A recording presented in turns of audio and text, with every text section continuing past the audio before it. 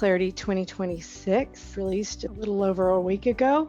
We'll talk about some of the enhancements and themes. Over the years, we've gone from just supporting Revit to supporting quite a few different integrations. We also introduced enhancements such as common task targets, web triggers, task splitting, journal analysis, and different items like that.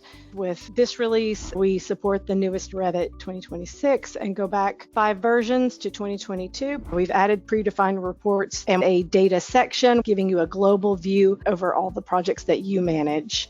Another thing that we've added this release is a template against the project OData. This is a basis for you to start making your own Power BI project template. Another project that we were working on this release is the Secure Service Account.